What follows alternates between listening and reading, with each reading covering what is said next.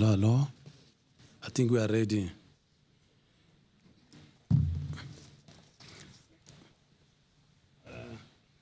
Before we start, as usual, this event is validated for 0.2 CPD credits from Engineering Council of South Africa.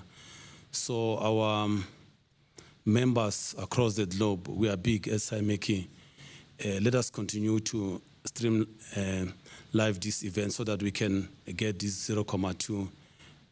When the time of renewal of your license, you mustn't call SAIMechE that you've attended John or in 2024. So it's the right time now that you registered with SAIMechE so that you can claim your CPD credits or points.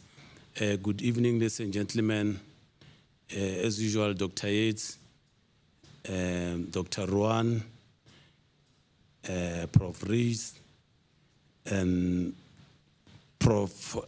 Sharifpu, our guest speaker for today, all our council members, our branches from KZN, Val Branch, Eastern Cape, Mpumalanga Highveld, Central Branch, to our newly elected president, Mr. Michel, all protocol observed. As usual, it is our privilege as the institution and honor to be mastering the proceeding of this event as South African Institute of Mechanical Engineering. Our order of the day or our order of the proceeding for today will be as follows. As usual, we will first hear an official welcome from Wits University delivered by Prof. Reid. He is head of Mechanical, Industrial and Aeronautical Engineering. He will speak on the history and significance of the John O lecture. I will then introduce the speaker and his topic, Prof. Sharifpu. And we will have, after enjoying the lecture, we will be given an opportunity to ask limited questions, number of questions. And then I will call the president of the institution, Mr. Michel, to express thanks and appreciation and close the event. To start the proceeding thereof, I invite Prof. Reid, the head of Wits School of Mechanical, Industrial and Aeronautical Engineering, to welcome the audience and to speak on the history and significance of the lecture. My name is Ansel Melembe, the CEO of South African Institute of Mechanical Engineering. Thank you very much. Over to you, Prof.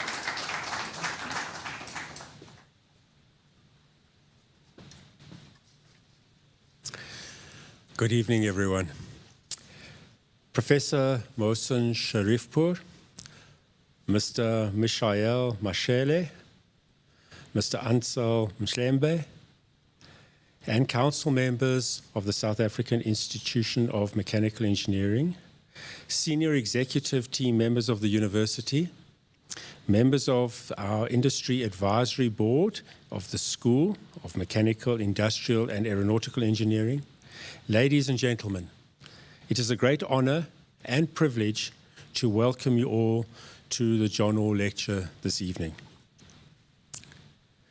The purpose of this occasion is to honor Professor John O, who was an icon of engineering education in South Africa from the turn of the previous century through to the 1950s.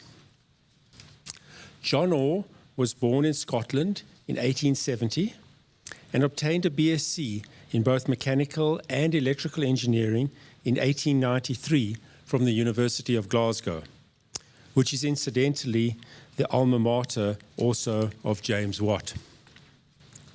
In 1897, he moved to South Africa, and in 1898 became the Professor of Mechanical Engineering at the newly established Kimberley School of Mines.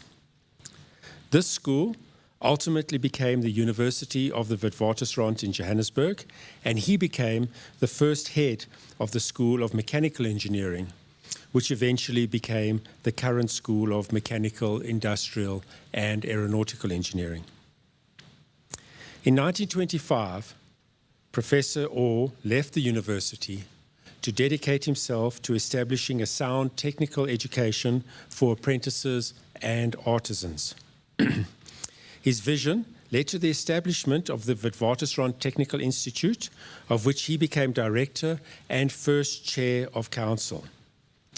The Witwatersrand Technical Institute was renamed as the Witwatersrand Technical College in 1930, undergoing a series of name changes until such time as it was merged into the University of Johannesburg as Technikon Witwatersrand. John Orr's contributions to technical education were foundational, as were many other achievements that time does not permit me to touch on. Highlights, however, would probably be his receiving the King's Silver Medal in 1935 and the King's Coronation Medal in 1937, and an honorary degree of Doctor of Laws, which was conferred on him by the University of the Witwatersrand in 1936. Professor John Orr finally retired from the directorship of the Witwatersrand Technical College in 1945 and passed away in 1954. His name and legacy have been perpetuated through, firstly, the John Orr Technical High School, secondly, the main John Orr building at the Doornfontein campus of the University of Johannesburg, thirdly, the John Orr wing of the laboratory building in the School of Mechanical, Industrial and Aeronautical Engineering at Wits University. And lastly, of course, the prestigious John Orr Lecture, to which you will shortly be treated, which was initiated to honor him and to commemorate his achievements in engineering education in South Africa. Thank you, ladies and gentlemen.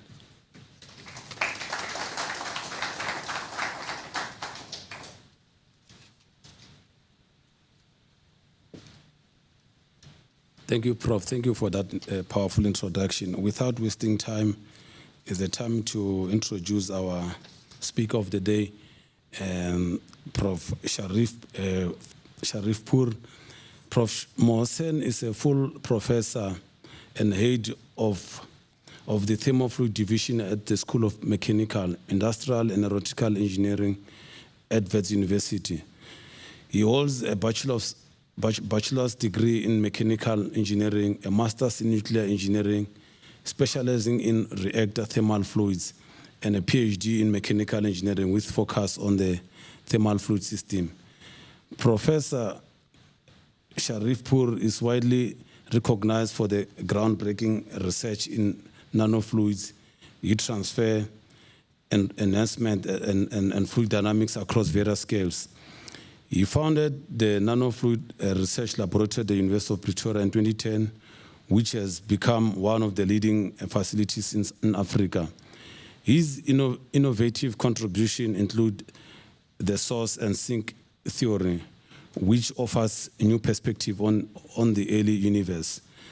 With over 380 peer-reviewed publications and strong track record in mentoring more than 30 postdoctoral researchers and graduate students, Professor Mohsen has been consistently ranked amongst the top 2% of highly cited researchers globally since 2020.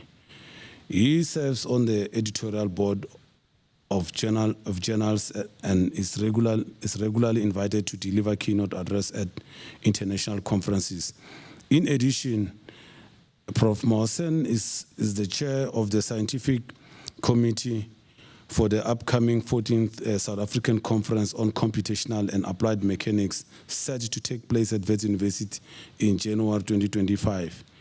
His academic excellence has been recognized with a C2 rating from the National Research Foundation of South Africa, and he recently co-edited the book Nanofluid Application for Advanced Thermal Solution, published by Elsevier. So I just want to quickly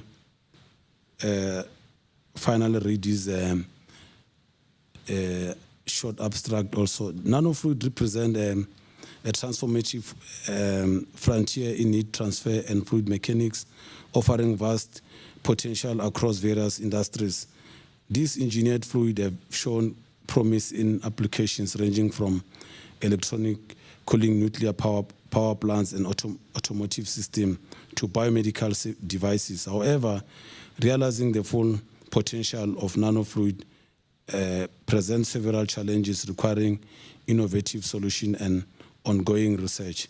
This talk will explore nanofluid research, addressing both challenges and the rich research opportunities available across engineering, medical, and science discipline. Ladies and gentlemen, please let's welcome Prof. Moasen to come up front and unpack his topic titled Nanofluid Application, Challenges, and Opportunities. A round of applause. Over to you, Prof.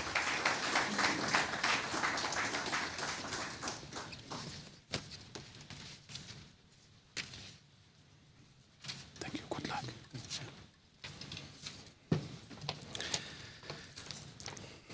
Good evening, everyone. I would like to extend a warm welcome to all of you attending in person here today, those joining us online, and to those who may watch this lecture in the future via YouTube. It is an honor to be here. I want to express my deepest gratitude to Wits University and the South African Institution of Mechanical Engineering for inviting me to deliver this year's John O. Memorial Lecture. This prestigious event honoring a figure of such significance in our field holds a special meaning to me, and I'm privileged to contribute to this legacy. Today, I will be speaking on nanofluid application, challenges, and opportunities, a topic that highlights both the promising advancements and the critical obstacles we encounter as engineers in the field of thermal fluid. With that, let's begin.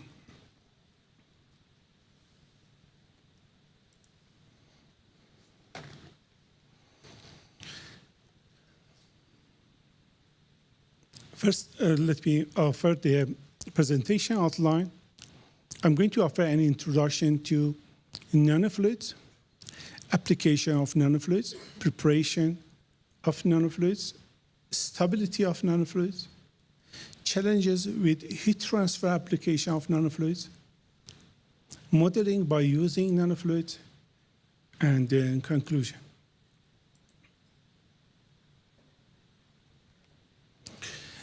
First, let me explain what is nanofluid. When we say nanofluid, we are not talking the fluid in nanoscale.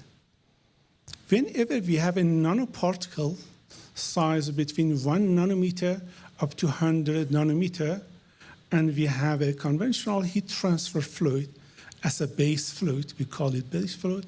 If we mix them, then we call it nanofluid.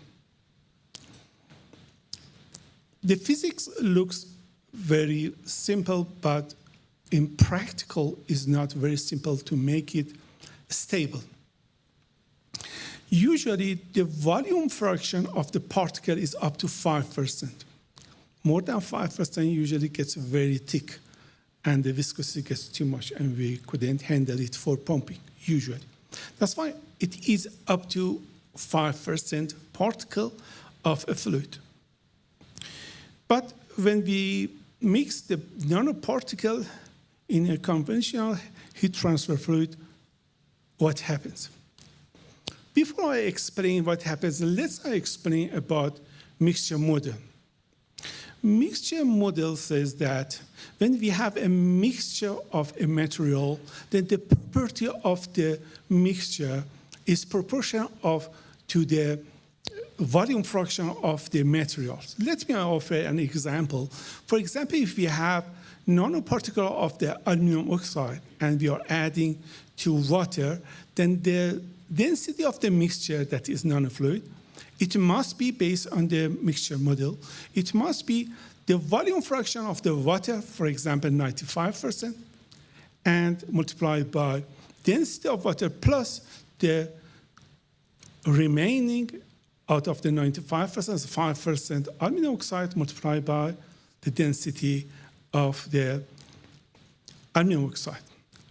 But when we calculate this, for example, for the thermal, for the viscosity, for the rho, usually density, this equation almost working up to 1% of volume fraction. But for thermal conductivity, doesn't work. Then the problem starts from here. It means that whenever we add a nanoparticle to the base fluid, then the thermal conductivity doesn't work with the mixture model. And usually, we can find the condition that the thermal conductivity of the mixture will be much more than the mixture model. And in this way, then the nanofluid comes to the story of the research as a new heat transfer fluid. When the thermal conductivity is more, then we can improve the heat transfer. On the other side, something like viscosity doesn't work with the mixture model because we don't have viscosity of the solid. That's why this is another story that when we have the particle and fluid, then the viscosity must be found experimentally. But for the thermal conductivity, we can see that here, for example, when we have the particle size of 10 nanometer, with volume fraction of 0.5, and the increase of the thermal conductivity, we find 100%. But when we use the equation of the mixture model, then we can see that we have 60% enhancement of the thermal conductivity. This work we find nanofluid as a new heat transfer fluid to increase the heat transfer. Now let's get back to nanofluid. When we have nanoparticle mixing with nanofluid, one of the most important things is that because the density of the particle is usually more than the water, we have the stability issue. Then we are going to talk. But two important matter. One of them, we have improvement of the thermal conductivity, and in exact condition, improvement of heat transfer. But while the thermal conductivity will be increased, the viscosity is going to be increased. That's why usually we have one optimum place that can work for heat transfer. The other interesting thing is that we can adjust the viscosity with nanofluid. Whenever we are using nanoparticle as a particle that we use in the nanofluid, then we can adjust the viscosity. Then that one is also interesting when sometimes we need to adjust the viscosity, especially when the temperature going to get higher, then the viscosity gets less and less, and we have a problem for high-speed shaft. That's why we can increase the viscosity whenever it gets too much less. Then we can adjust the viscosity with the. That's why this is two different application in the heat transfer, adjusting the viscosity and improving the heat transfer. The other matter is that nanofluid is a multidisciplinary research. It's not just mechanical engineering research. We are working on the heat transfer side, but for example, stability of the nanofluid is not the part of the expertise of mechanical engineering. That's why a good team of the nanofluid, then it must include the mechanical engineering, chemical engineering, material science, physics, even nanotechnologies and environmental science, biomedical engineering, and colloid and interface. Also, we need a medical side because of some particle, it can be toxic. That's why if we would like to know that if that particle, nanoparticle size, released in the environment, what happened. That's why it is a multidiscipline The other matter that is related to this lecture is I believe that the lack of knowledge is the research opportunity. Whenever we don't have information of something, then we can think that it is our time. It is our time to put some effort on that. It means that if we don't have enough information about something, it can bring research opportunity. Then from now on up to the end of this lecture, whenever I say that we don't have such this thing, it means that this is opportunity to work on it. And it is our turn to work on it and find it. There are some application of the nanofluids and nanoparticles, but let's start with the application of the nanoparticles. And when we add nanoparticles in the conventional heat transfer fluid, we call it the nanofluid. But the nanoparticles, they are working in the medicine, environment science, electronics. When I'm talking about electronics, I'm not talking about the heat transfer cooling by electronics. I'm talking about memory, storage, or sensor. Textiles, cosmetics, agriculture, food science, construction, aerospace, again, for aerospace, whenever using a nanocomposite to reduce the weight while increasing the stress. I'm not talking about heat transfer side. Biotechnologies, chemistry, and military defense, art and culture, and energy. When I'm talking here energy also, I'm talking about hydrogen production and solar cell, fuel cell, and like that, not removing the heat transfer. That's why nanoparticles, but some of them, for example, it must be in terms of nanofluids. It must be in terms of nanofluids. For example, the Nobel Prize of 2018, it was about the cancer therapy, but by nanoparticles. But whenever they are going to inject the nanoparticles, it's not easy to inject a particle as a powder. You must inject it as a nanofluid. That's why, again, they need the information on rheology and nanofluid side for injection of the nanoparticles, even in the medical side. Some application of the nanofluids and nanoparticle in the thermal side is heat exchanger. When I'm talking heat exchanger, then it can be everything from the radiator of the car, from the air conditioner, a lot of different application of the heat exchanger. It can be, we can improve the heat transfer, then it is one of the cases. It can be electronic cooling, solar thermal, jet cooling, nuclear, thermal isolation technology, phase change material, batteries for cooling the batteries, as well as aerospace. Then in the thermal side, thermal protection system, aerospace lubrication, refrigeration system, military application, anything that it gets hot and we are going to cooling down due thermal energy system, nuclear, and biomedical application. The same as cancer treatment, whenever we have some devices, we are going to cool it. They are going to cool in exact point. Therefore, we have a lot of different application of the nanofluids, but in general, we must talk about advantage and disadvantage of nanofluids. When we add nanoparticle to a base fluid, then the thermal conductivity will get increased, but the viscosity is going to be increased. That's why in the disadvantage side, we have viscosity and stability, because when we add the particle, it must be stable, it mustn't be settled down. Then stability is one of the issues. Usually we are using some surfactant, but again, they have some limitation because surfactant is a new material adding to that, and we must find the effect of that material on the heat transfer as well, if there are a lot.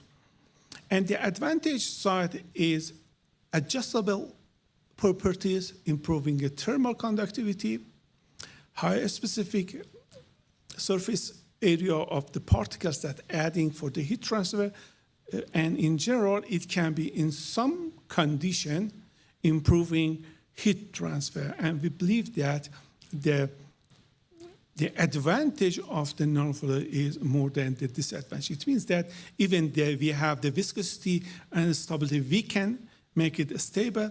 And for the viscosity, usually we have a range that the thermal conductivity can overcome the viscosity, and we have maximum heat transfer and optimum cases. Here I'm going to offer some different articles that working on nanofluids. One of the reasons that some of the scientists still think that nanofluid is not a proper fluid, they say that the pumping power gets more. But here there is a research that in exact case, the pumping power gets less. How it gets less? It means that for generating the same amount of heat or removing the same amount of heat, we can use less power.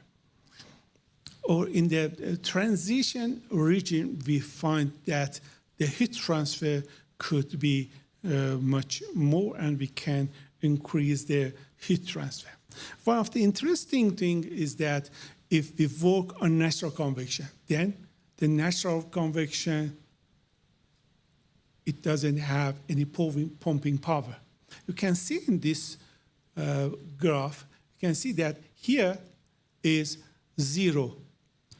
And when we get to 0.05 of volume percentage, is not a lot, then we can see that we have a maximum heat transfer. And this one is a clear answer to the people that say that maybe nanofluid couldn't bring enough advantage because of the pumping power. And you can see that in the natural convection, we don't have any pumping power.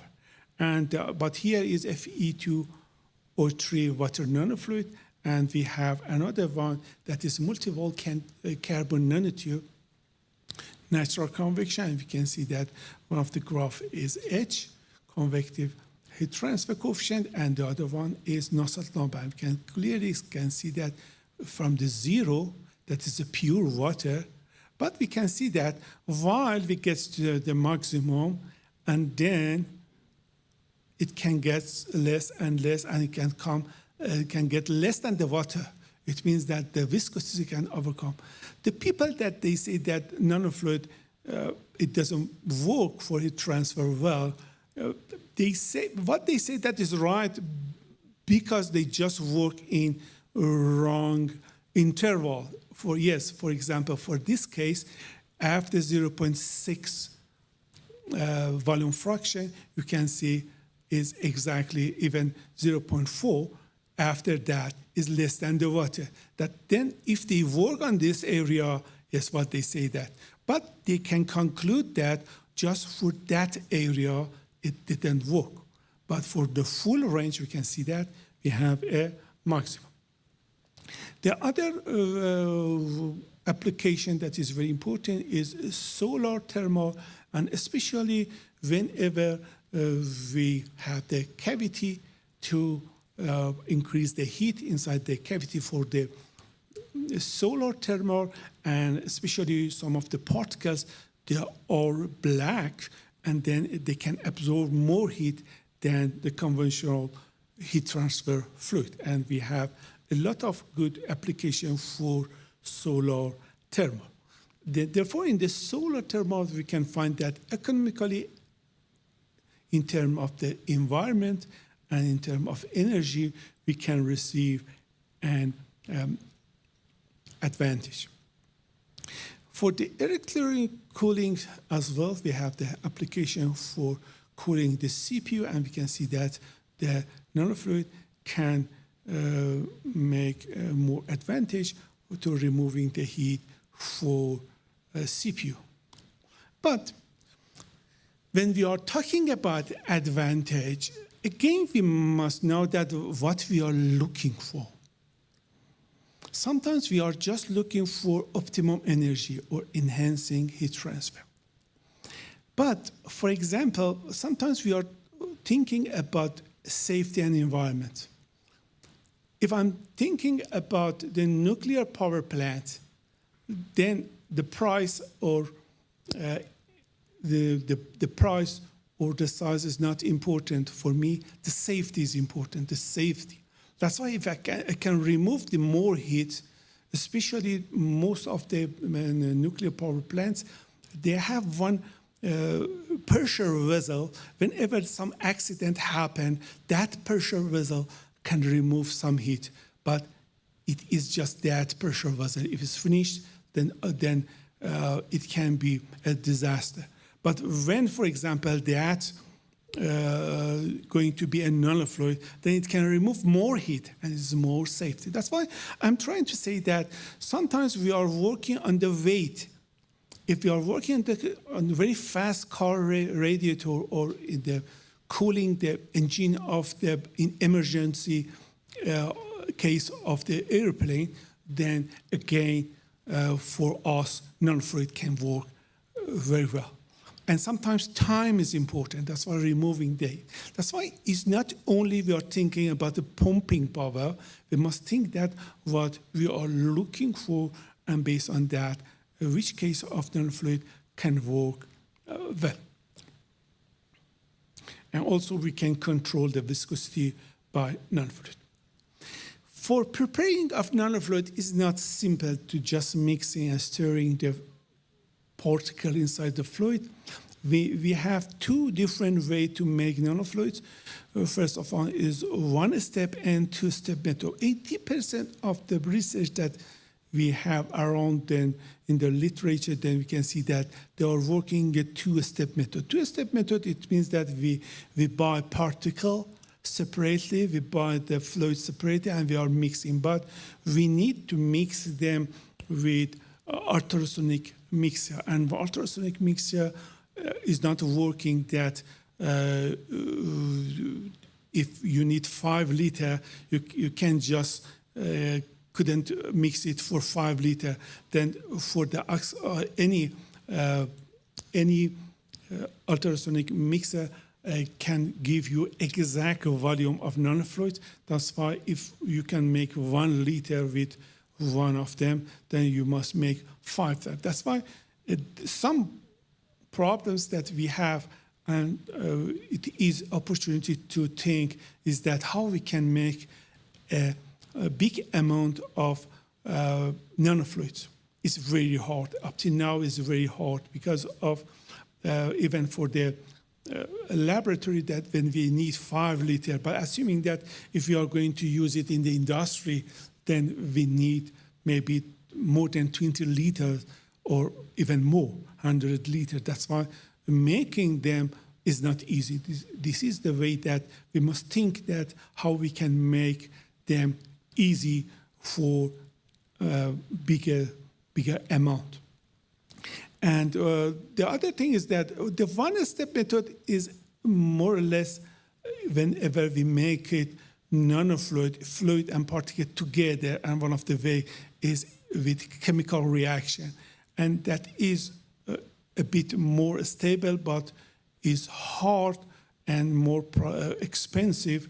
It is hard because of, for example, if I need, for example, gold and water, gold or EG nanofluid, that's why is whatever I need, you couldn't find it through the chemical reaction. This is the case that using one step is usually limited for some specific nanofluid, but two step you can make any nanofluid that you like, because you can find the particle and you can find the base fluid that you need, and you can just mix them, and you can use the ultrasonication mixer to find the nanofluid. But again, the problem is that Usually, in a lot of papers, they make the property of nanofluids. When they make the property of nanofluid, they just make 50 or 100 milliliter. And one of the problems that we have, for example, inside that paper, they said that for making the nanofluid, we use ultrasonication for half an hour. And someone else come and read it, and they are going to make 2 liters, and they use half an hour for that 2 milliliter, because they write the reference here, but they couldn't recognize that this is for 100 milliliter. That's why if you are going to make 2 liters, then you couldn't make the same way. This is one of the things that usually we have a problem in the literature, and we have, unfortunately, some wrong literature as well. Therefore, for the 2-step method, we are preparing the volume and energy density. It means that the amount of each ultrasonication mixer they can work up to exact volume and up to exact volume fraction. It means that if one ultrasonic mixer can work for 1%, for example, for 1% up to 1 liter, if I'm going to make for 2%, then it's not anymore for 1 liter, then it's going to be less. The other thing is that we must find temp and SAIMechE. Then when we take the image of temp, then we can find the size of the particle. A lot of times when the manufacturer, you buy the nanoparticle, then you can find that the manufacturer claims something, but when you make the temp image, you can find that that particle is not that size. That's why whenever you're working with nanofluid and nanoparticles, you must take your own temp and find out that if they're, because nanofluids, they are very sensitive on the particle size. And when they are sensitive on the particle size, it means that if the particle is smaller, that the thermal conductivity gets more. Therefore, the particle is important whenever you're going to formulate it. For making, if we would like to find that if a nanofluid is stable, usually we'll check it first of all visually. If it is visually stable, is not enough, and then we must find with the zeta potential or UV spectrophotometer, or if both of them they show out of range because they send a beam of light inside, and then sometimes when the nanofluid is very dark, then they show out of the range. Then we must find one of the property by time, because the property of for example, nanofluid, it can be viscosity. If viscosity of a nanofluid by the time is fixed and constant, then it means that the nanofluid is stable. Because if we have a settling down of particle, it means that the volume fraction of the nanofluid is changed, and then it must affect the thermal conductivity or the other property. Therefore, for the preparation of the nanofluids, is very important that which way we are going to go, and if we are going to use the 2-step method, it's very important that which amount we are going to make. If we are going to make 5 milliliter, 500 milliliter, or 100 or 10 liter, then the way that we go to the issue, it could be a bit different. Because if you are going to, for example, ultrasonication for each 500 milliliter 2 hours, and then when you make the first one and the last one, then you have 20 hours, for example, different. And then while you make the last one, maybe the first one is settled down already. That's why the stability is important, and how big is the amount that you're going to make nanofluid is important. Therefore, for the stability, we must prepare the nanofluid. It must be stable, but how much must be stable? It depends on our heat transfer case. For example, if my heat transfer application in exact apparatus is going to get 2 hours to get steady, then it can be a few times more to be right.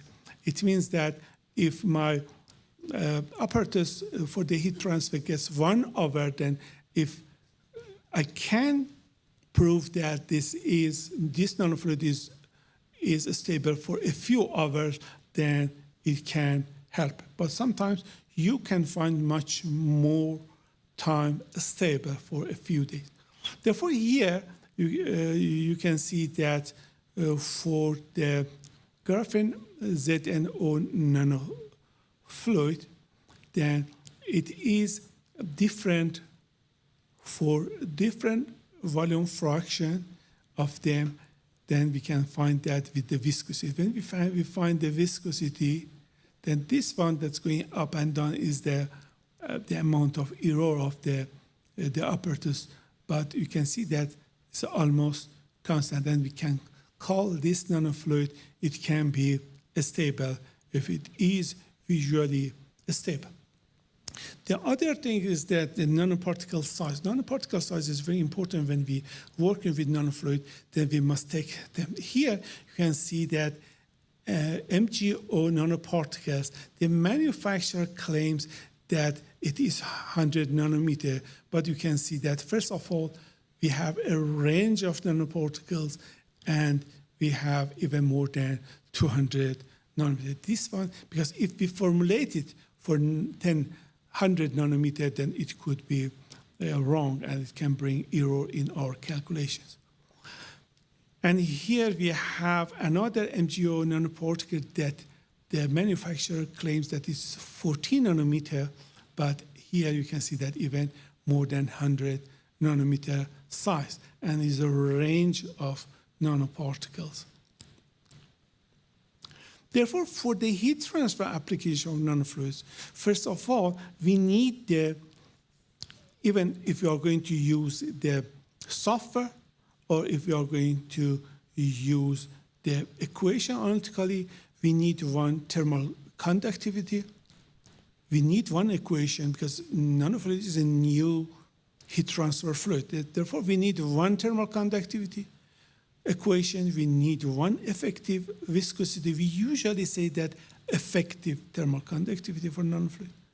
Effective viscosity, and at least we need both of them. We need for density and also for other properties. But these two properties, they are the most important of them. Then we must know that, for example, thermal conductivity of a nanofluid is a function of which parameters.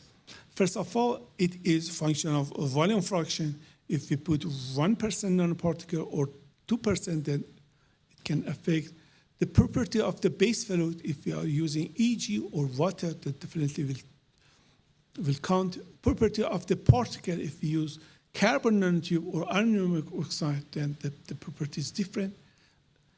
The temperature and particle size is important. pH especially is working for viscosity, is very sensitive on pH, but not a lot on the thermal conductivity, but it is one of the parameters.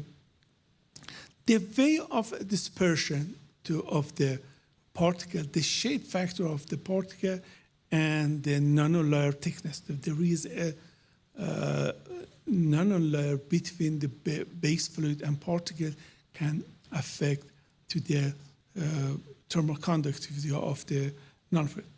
Up to now, we don't have any hybrid equation that count all of those parameters. That's why it's maybe it's our turn to work on them. Most of the correlations, they count the recent one, they count the size, they count the temperature, volume fraction, but not all of them. Here, I just make some of the important correlation for the thermal conductivity, and I'm changing the volume fraction. Then I keep everything fixed except the volume fraction. And we can see that some correlation that we have, they can change different. That's why you can see that those correlations usually they're not working because I don't know which of them I must use. You can see when the volume fraction change, but in some point they are almost the same. Or for example, if I keep everything fixed and I change the diameter of the particle, and you can see that at 20 nanometer, more or less, they are the same. But for the other other diameter of the particle, they are not the same. It means that still we have the lack of good correlation for each nanofluid. And here is some thermal conductivity of nanofluid experimentally, and even we can see that they are not consistent, and we need more information in this area to find a consistent way of preparation and testing of, for example, thermal conductivity or the other property of the nanofluid. The same story for the viscosity. The viscosity is function of the same as the thermal conductivity, the function of the volume fraction, function of temperature, function of the size, especially in the pH. But we can see that here, there are here the models that I see, but here is experimental. Then you can one new experimental. If you make your experimental fit with your correlation, then it's like a curve fit. But if I have a model and I check it with a new experiment, I can see that if it's work or not. Then the other matter, for example, is in the nanolayer. We have an equation for the nanolayer that make the density of the nanofluid more accurate. Therefore, whenever I'm working with nanofluids, I need to run thermal conductivity. At the moment, we have more than 80 correlations for for thermal conductivities. We have more than 70 correlations for viscosity. We have more than 5 correlations is for density. That is one of them I developed. And then we have 5 for the specific heat capacity. But for the heat transfer, we need one of each. And let's see how many choice do we have. Then we have 140,000 choices. That is the problem that I believe that we must work for each nanofluid one correlation. We couldn't write a correlation that's work for all the nanofluid. This is one of the things. If I'm working on aluminum oxide, then I must work with the correlation that they make by data of the aluminum oxide. The other matter is that we have 2 well-known equations in the area of the nanofluid. One of them is the Maxwell equation. I don't like them, unfortunately, because it is from 1873. Maxwell, when he made it, we didn't know about nanoparticle or nanofluid. That's why at that time it was just a bigger particle. But still you can see that 60% of the articles, they are using this correlation. This is completely wrong output because of the first thing is that just you can find the volume fraction and the thermal conductivity. Volume fraction and thermal conductivity, and it doesn't have the temperature or it doesn't have included the size. The size is important. And Einstein equation 1906, again, for viscosity. You can see a lot of new publications because they are easy to work. I don't know why. but whenever I am the reviewer, I don't accept this equation. That's why we must use the right correlation, because for the heat transfer, we need thermal conductivity and viscosity. At least it must be included size and temperature.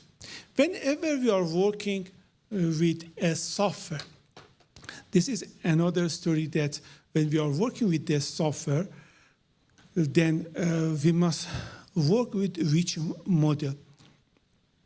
It can be 90% of the articles that we can find, they use the mixture model. They use the mixture model, and you can find some of them that is discrete phase model. What is the difference of them? In the mixture model, we assume that mass, momentum, and energy exchange, we have one equation. It means that then we assume that is a homogeneous, the two-phase flow is a homogeneous one-phase flow somehow. And then, as I explained at the beginning, this equation that mixture model working is not working with nanofluid.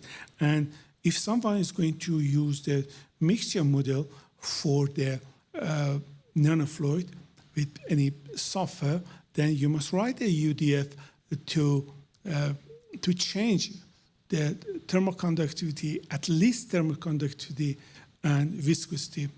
If not, then whatever is output is completely wrong. But if you are going to work with discrete phase model then can count two mass equations, one for particle, one for the fluid, momentum, and energy. Then it is more complicated, but the problem of this one is almost all of the software that we have at the moment in the market, they are not working for nanoscale heat transfer.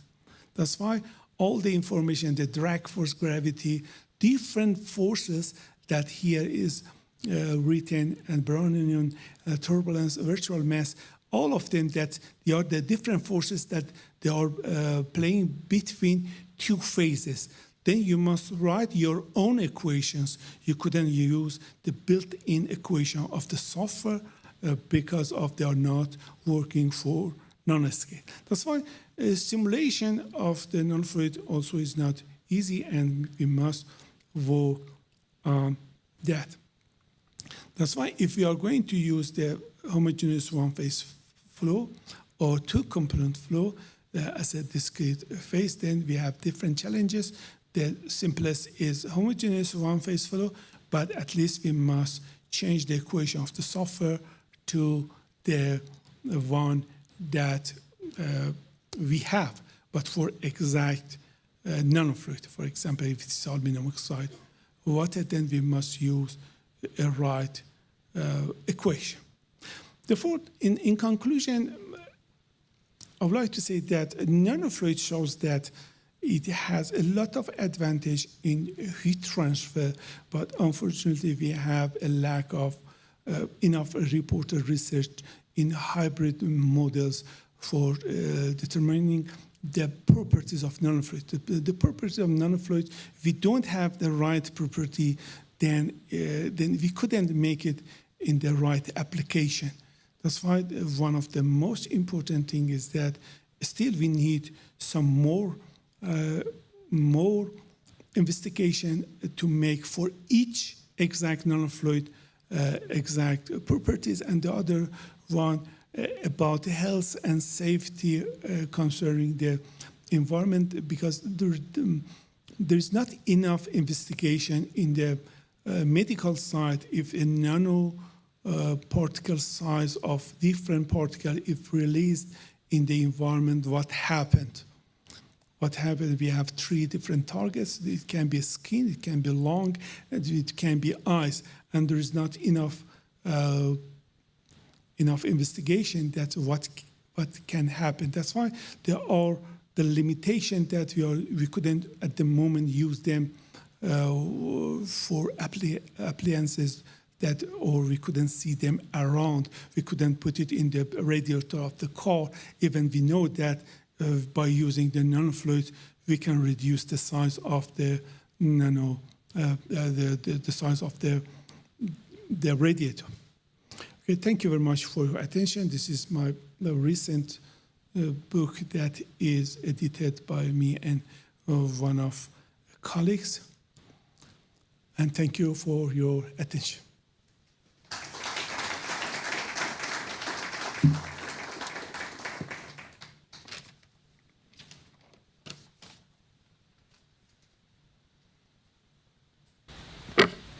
I think we can ask questions.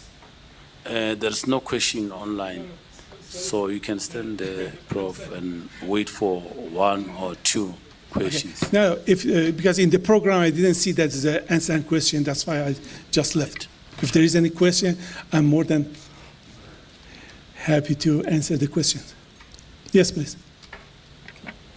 Thank you for an interesting presentation and probably new knowledge to me. But given that nanoparticles are very sensitive to temperature, in the sense that with increasing temperature, generally nanoparticles also grow, usually by maybe oswald ripening, where they grow together. With the application in heat transfer, how do you overcome that challenge? Okay, if I understand well, that's the effect of the temperature on the nanoparticle. Yes, growing. Yes, actually, we have the particle, but we are mixing the particle with the fluid. But at that time, the temperature can affect, because of the temperature can affect on the property. That usually, any property, the temperature affects. But we can see that on nanofluid sometimes is more sensitive. That's why this is not a big challenge. The biggest challenge in nanofluid is the stability of nanofluid.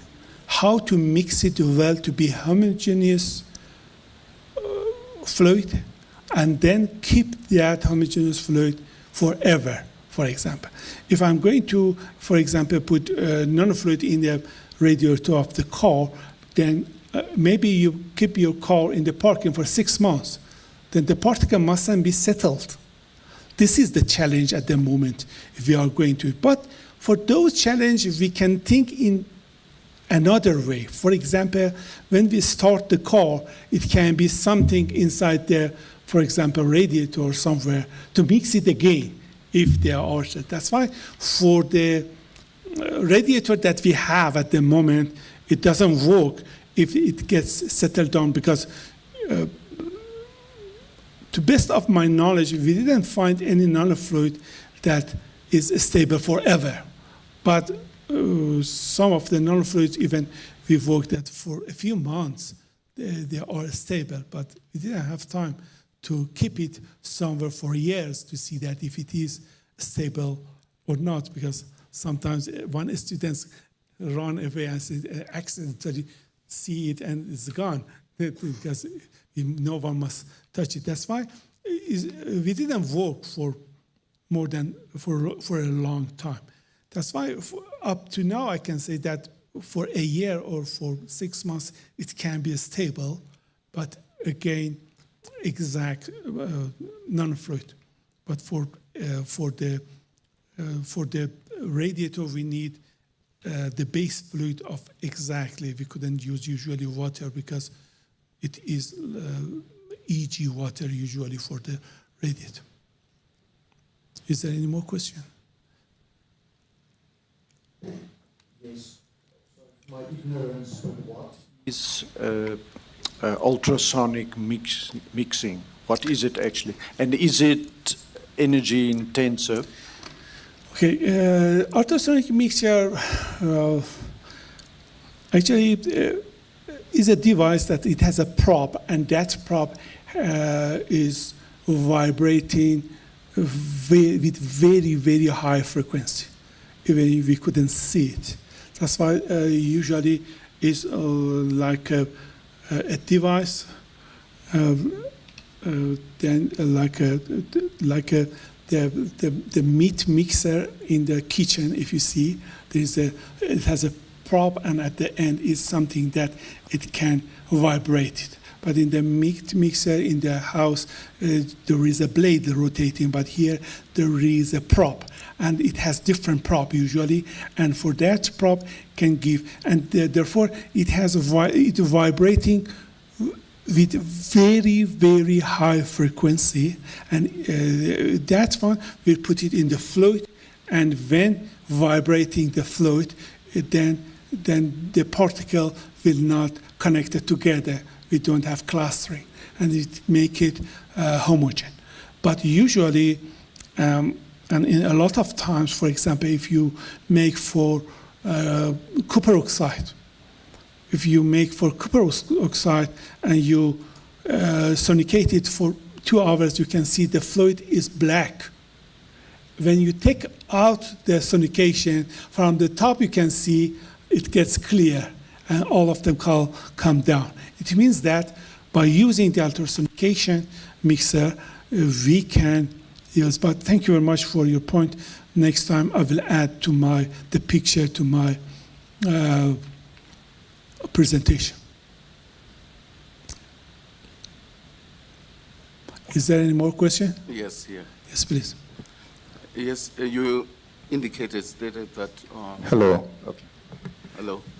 You stated that the density of the mix of the size of the particles was reported to have been 40 nanometer, but in your measurement it was 100 nanometer, which means that the actual reporting on the papers that you cited, is not on a precise measure. So just correlating that with the fact that the nanoparticles are very sensitive to concentration. So it's a narrow range of concentration that will give you the right kind of performance. So how is that determined before the nanofluids are used? Okay, if I understand well, first of all, we buy nanoparticle, and we measure nanoparticle, we add it to the fluid, then it comes to be nanofluid. That's why before nanoparticles go into the base fluid, then it doesn't matter what happened. That's why both of them, they have the same temperature, and then as soon as the particle goes to the fluid, then it comes to the nanofluid if we make it stable and homogeneous.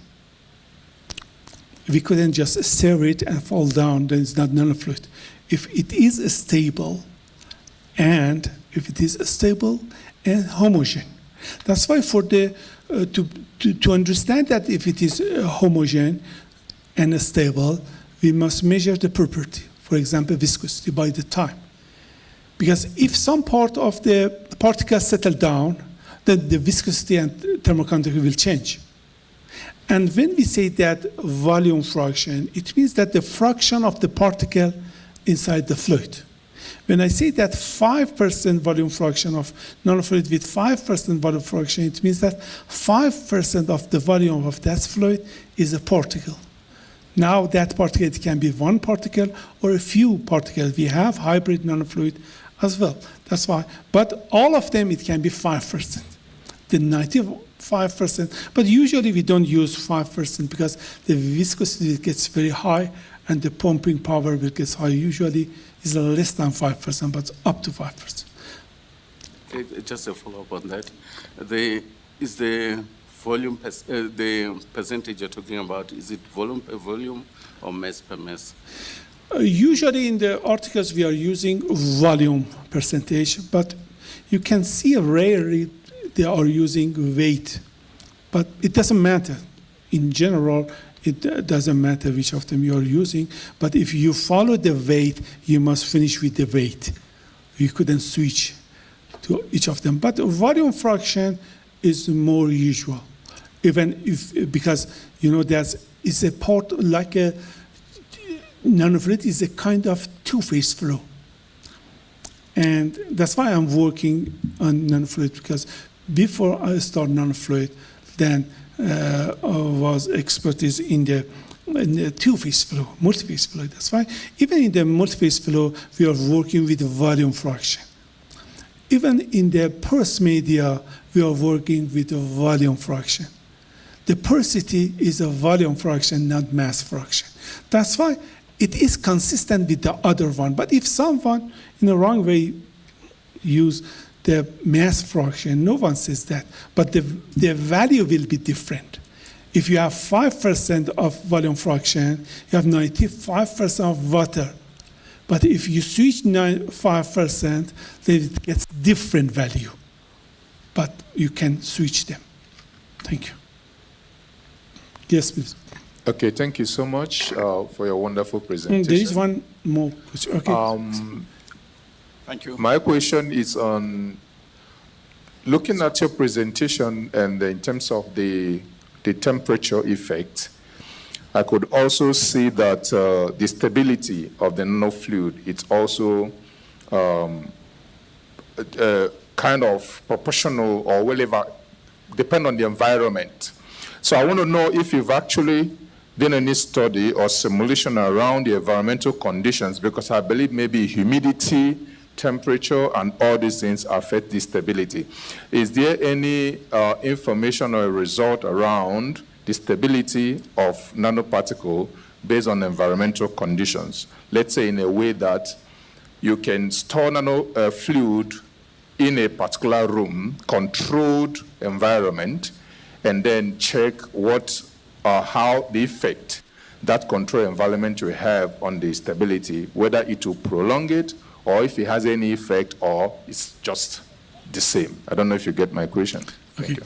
Yes, what I understand from your questions is about the stability, but when you say that in environment effect, we don't have environment effect on the stability, but we have the, you know that when we are going to use, find nanofluid, we have a base fluid and a particle. Then if the base fluid is thick like an oil, then it's more stable. But the nice thing is that from the point of chemical engineering, they believe that if you have a really particle, nano-sized particle, and you can make it very, very homogeneous, it will never be settled. But practically, it is settled. But that's why I mean that it depends on a lot of things, but one of the things is that the pH and also the viscosity of the base fluid. If the viscosity of base fluid is too much. But we have something that because anyway, we didn't have enough time, we have something that we call it zeta potential. The zeta potential, it means that we can give sometimes with exact surfactant when we add to the nanofluid a little. When we sonicate it, the particle will get the same charge of the same charge. That's why when they get the same charge, they will not come near together. And when we use that technique, then sometimes we have a little settlement, but there will not be more. When one layer settled, the other particle has the same charge of them. Then will come down and go back. That's why one of the way is, that's why if the absolute zeta potential is more than 30, then we assume that is stable. It can be more, but absolute, it can be minus. That's why the way that we are making stable is using different surfactant. But that's why I say that for us it's very hard. For us it's very hard because I'm a mechanical engineer. That's why I'm not chemical engineer. Usually we would like to find chemical engineers to help us on the surfactant. But now we are using by try and error. We read the paper, one of the scientists, they find this surfactant working for that particle, and the day after we will go and buy the same surfactant if it's working for our nanofluid. That's why in the laboratory that we have at UP, we had, I don't know, 10, 20 surfactant. And for new particle, we usually use it. I hope that we can produce a good laboratory here as well. Thanks, Prof. Maybe let's take one online question. Amir, one question, we've got 3 off, but I'll just take one, then after that you can take the other question. Araquain, they asking this question: if impure water was used to dissolve the nanoparticle, will the ions in the fluid affect the behavior of the nanoparticle and their heat transfer? Okay, if I understand well, the nanoparticle of the iron oxide adding water. Okay, the question is, if impure water was used to dissolve the nanoparticles. Or resolve the nanoparticle. Yeah, dissolve, yeah. Okay, then it's not working, then it's not any more nanofluid. For nanofluid, we are working with that. That one goes to the chemical side. Because of, in the nanofluid is particle liquid two-phase flow. That's why whenever we're writing the energy or we're writing the momentum equation, we don't have any mass transfer between the particle and fluid. Because aluminum oxide couldn't switch to the water, but if we dissolve the particle inside the fluid, then we don't have any more nanofluid. We don't have any more nanoparticle. That's why we couldn't call that one nanofluid, but we can find another name for that. But we have some, we call it ion nanofluid, ion fluid something, but not nanofluid, because nanofluid, you must have exactly nanoparticle inside the fluid. But we have ion fluid, and the property of ion fluid is different. That's why the particle will resolve inside the base fluid, and we have the ion. We don't have any more particle. And the story is completely different. It's out of the nanofluid area. Any more questions? Okay, I'm here. Hi, Prof.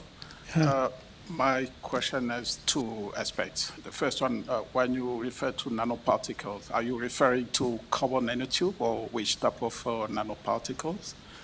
My second question would be, when you do your sonication to get your nanoparticle dispersed in your hosting liquid, sometimes you may have some molecular forces, let's say van der Waals forces between 2 molecules of water may affect your stability. Did you take into account such forces, which are not chemical reactions, but they are just some external forces which can affect the stability of your mixture? Okay, let's start with this, your second question. Actually, such data forces, we couldn't measure it directly. But what we can do, we can adjust the, in the laboratory, we can measure something that is measurable, like, for example, pH. Then the pH affect them as well. That's why we will, whenever, especially whenever we are working in the viscosity side. Viscosity is important for us. Practically, we see that if the pH is around 8, it's more stable, practically. That's why when we make it pH adjustment, then we will make it a bit more stable. This is the case that we must measure it. But for van der Waals forces, then it's not something that in the lab we can measure it for the stability easily. This is one of the cases. And the other thing is that practically we must examine different ways, especially that we are not expertise on the stability, but whenever I'm working in the heat transfer, I have to work on this. That's why I'm looking for different people expertise on different area, then we can work all together Then one side they can work on the property, one side they can work on the stability, one side they can work on the heat transfer. That is the best, but usually it's not possible. But can you repeat just your first question, please? Yeah, my first question was about what type of nanoparticles are you referring to? Carbon nanotube or clay or single wall? Which multiple particle walls? I can, okay, then it is a very hard question because of it depends on your, it depends on your case. But the matter is that a carbon nanotube, first of all, is not easy to make it stable for the higher volume fraction. That's why my suggestion is that instead of you use one particle, you use a few particles, and we call it hybrid nanofluids. In the hybrid nanofluid, for example, we know that the aluminum oxide is good stable. That's why we will add water, aluminum oxide, and we will add some part of carbon. And then the carbon nanotube can use the stability of the aluminum oxide, and then is more stable. That is the case that, but it depends. It depends to the case. If you are going to work on the solar, then it's better to be darker. If you are going to work on the different, but it is a very difficult question to answer just in one word. In practical, we can talk for exact case, then I can tell you what is my suggestion. You're welcome. All right, thanks, Prof. There's one last question from Google online. With the scalability seemingly a big issue with regards to stability, how far are we from taking these applications to large-scale industrial applications? Okay, that's why I say that it depends. If we are going to work on, for example, 200 liter, okay, then it's not working with the, for example, ultrasonication that we have. But this is not the meaning that we couldn't. We can find it different ways, but it depends to the case. For example, if our case is jet cooling, the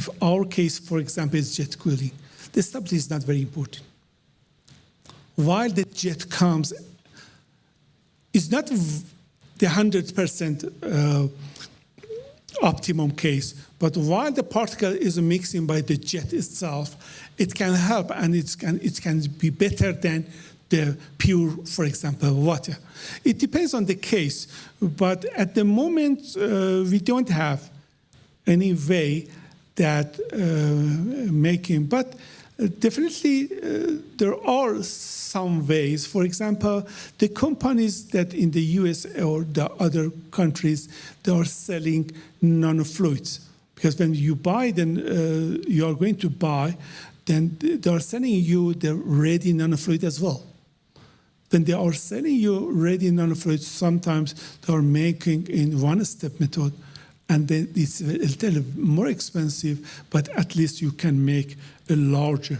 Because when they are selling online, definitely they have more than 100 liter in a store than in stock. That's why my feeling is that maybe on that time, it's better for special cases we go follow the one-step method than the two-step method. But two-step method at the moment, making more than 10 liter, then it's not easy.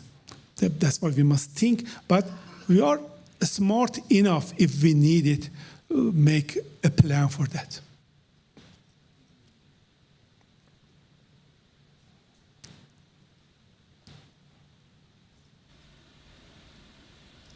It looks as if there's no more questions.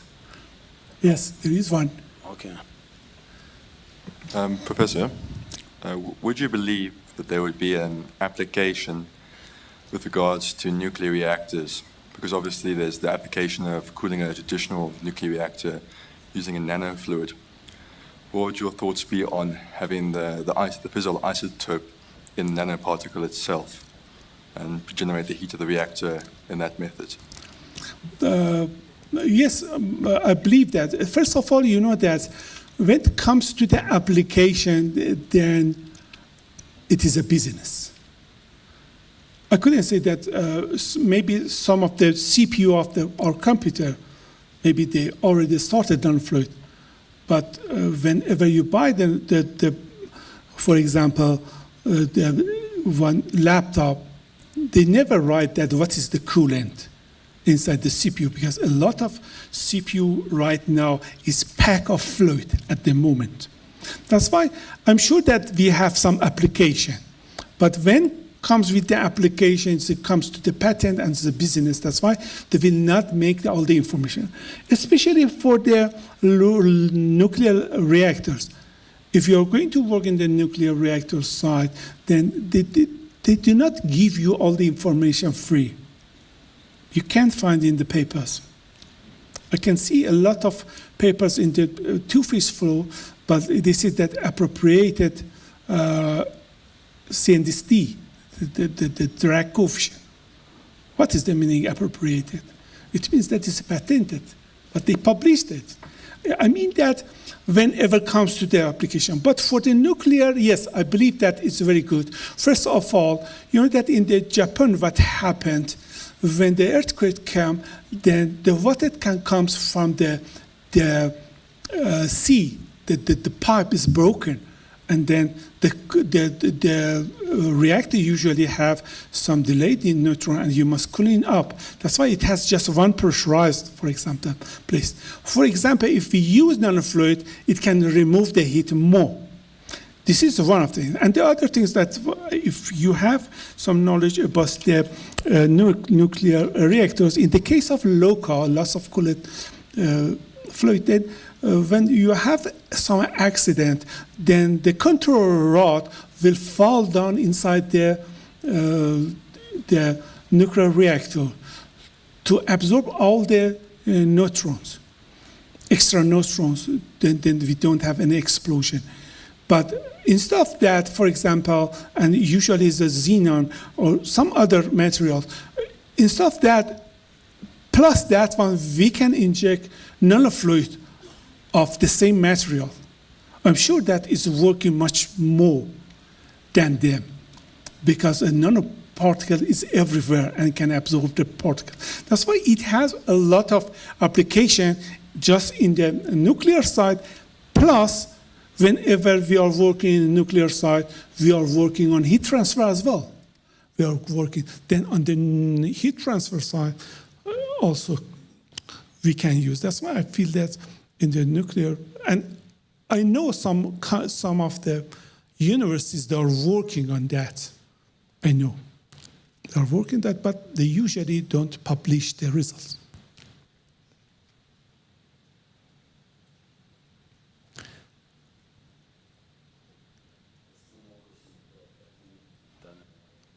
Thank you very much. A round of applause.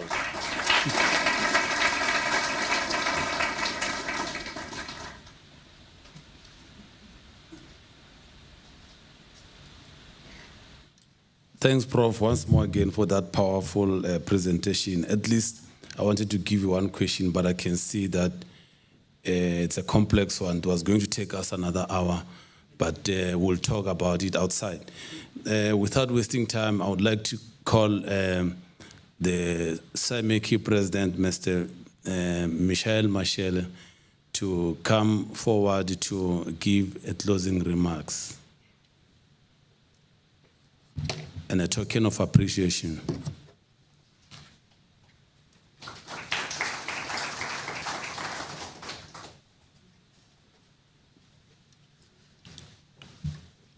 A bit short.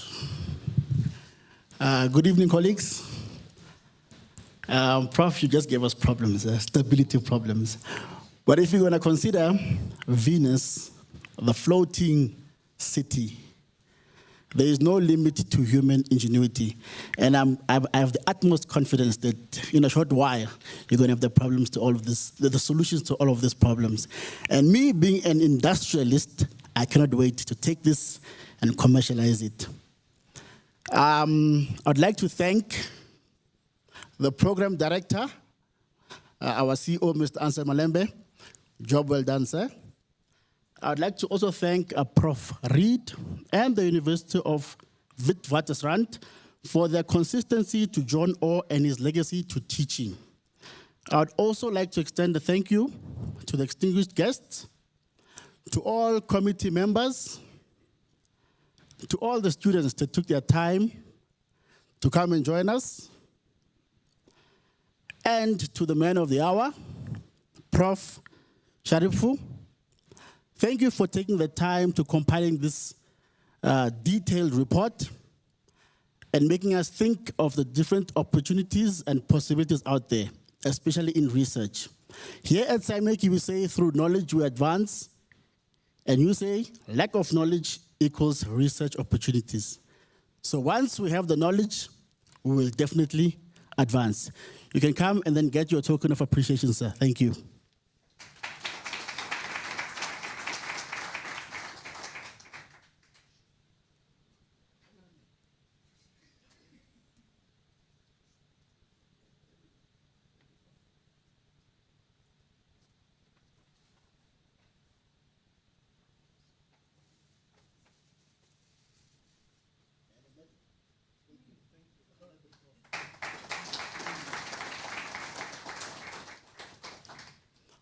All right then, so SAIMechE, the preeminent body for mechanical engineers in South Africa, I mean, it's through this type of engagements that we can actually reap the true value of SAIMechE, where we advance knowledge. So we do encourage those that are not members to please join. Please bring ideas in different ways in which you can interact. We have the student chapters, we are on LinkedIn.